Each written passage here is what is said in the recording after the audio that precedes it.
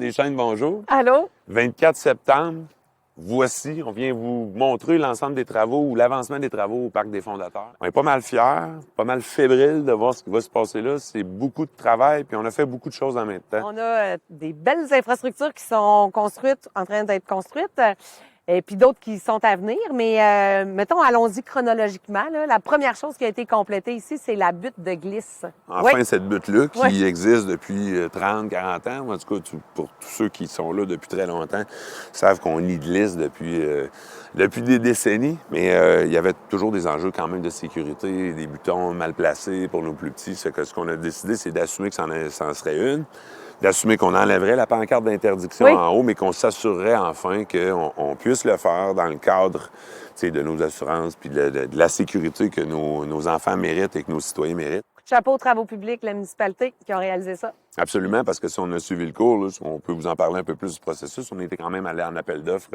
à ce niveau-là. Et pour ces travaux en régie-là, je peux vous dire que c'est une économie plus qu'importante qui a été faite grâce à leur participation. Puis effectivement, Gaétane, on les remercie grandement. Deuxième infrastructure qui va Absolument. être prête et accessible, Oui. c'est... La piste à rouleau. Oui, bravo!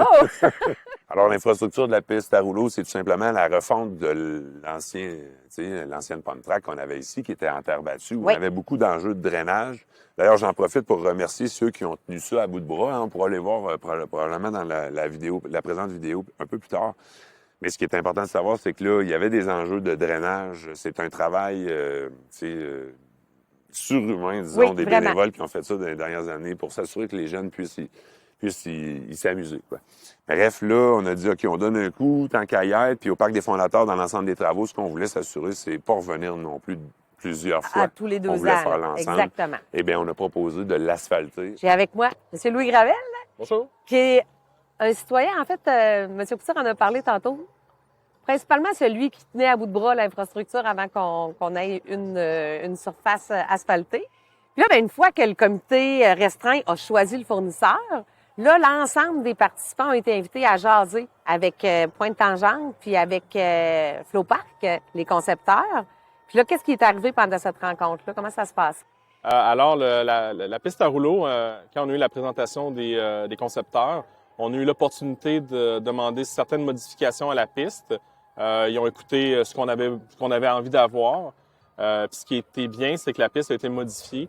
Il y a une section, il y a un côté qui est carrément une section piste à rouleau complète.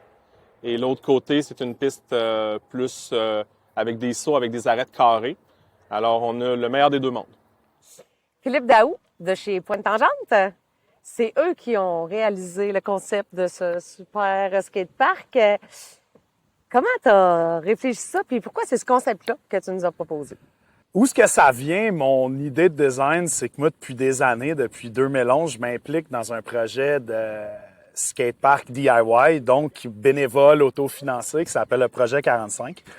Dans cette culture-là, c'est beaucoup des choses organiques, des arrondis, des genres de flaques de sauce, pas très pragmatiques. Puis c'est ce que j'aime skater.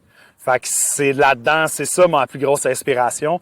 Tu sais, l'inspiration première, ça va être Burnside en Oregon, qui est comme le premier DIY qui a donné le Puis mouvement. si tu avais un élément signature à souligner dans cette infrastructure-là, ça serait quoi? Le bowl. Ouais. Le bowl, ouais, le bowl. C'est fortement inspiré d'un bowl que j'ai construit en Finlande avec une gang qui s'appelle Beaver Concrete. C'est mon ancien employeur, mon OK. mentor spirituel, Luke Juppy. Puis c'est fortement inspiré d'un de ses designs, puis c'est un des bowls que j'ai aimé le plus skater avec mon collègue Jean aussi. Puis on s'est dit qu'au Québec, il manquait de Il manquait ça, hein? Ouais. Je pense que ça va devenir l'élément chouchou de plusieurs Ouais, aussi je pense que ici. oui. Hey, je te remercie, Philippe, pour Ça le fait super plaisir. content. Le module de jeu, ça va être le dernier élément cette année qui va être posé. Puis j'en profite pour rappeler que c'est nos citoyens qui ont choisi ce module-là. Absolument. On les a invités à choisir. On avait 3 propositions qui étaient conformes et qui pouvaient atterrir dans notre parc.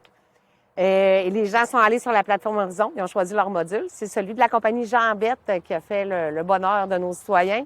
Donc, la semaine du 28 octobre va être installée juste ici, dans l'aire de jeu existante derrière nous. Donc, à partir de la fin de cette semaine-là, il devrait être accessible là, pour les petits et le bonheur de leurs parents.